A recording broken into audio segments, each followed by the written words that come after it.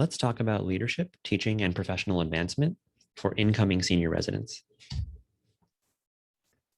So by the end of this, you're going to know what to consider when leading a team as a senior resident, teaching effectively, and building your professional CV from a med-ed standpoint. So let's start with leading a team as a senior resident.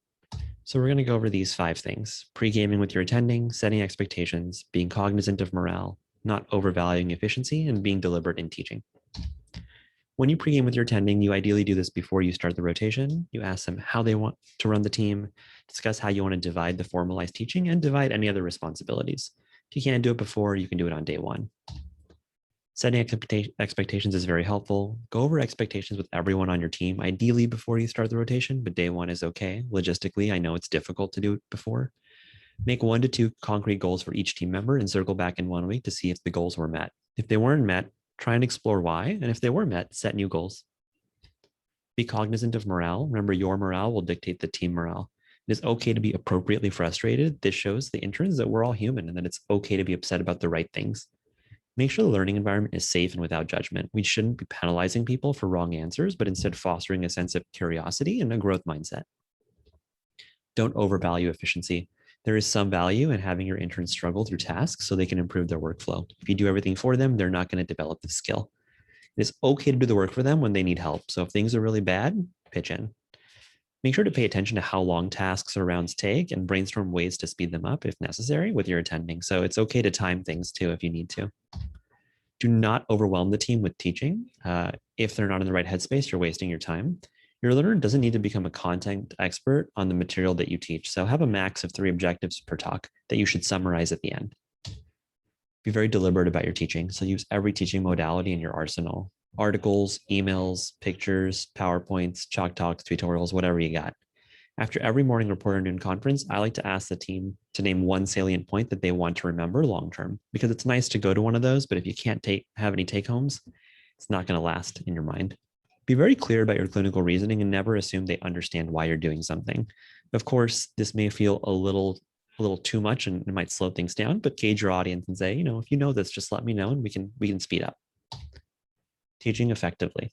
So figure out a topic that your learner cares about, figure out how you want to teach it, and remember to be simple, concise, and pragmatic. Make the learner apply the new knowledge immediately and space repetition within the activity to emphasize important points.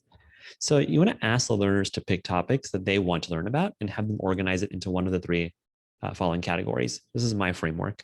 So something your learner knows nothing about but wants to learn. So an example is chemotherapy regimens. Another one is something the learner knows a little bit about and finds interesting: HPA axis.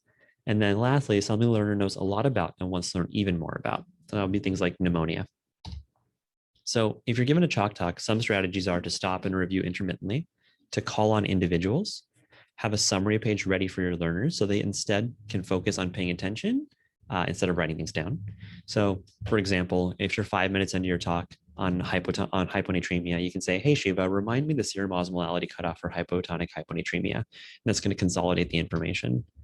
If you're doing on-the-fly teaching, which is thought to be not as formal, like when you're rounding, ask questions that lead to your teaching point. So for example, you can say, so for this patient with heart failure with reduced ejection fraction and an elevated creatinine, you want to start spironolactone and really push them. This will make them think critically and everyone will learn.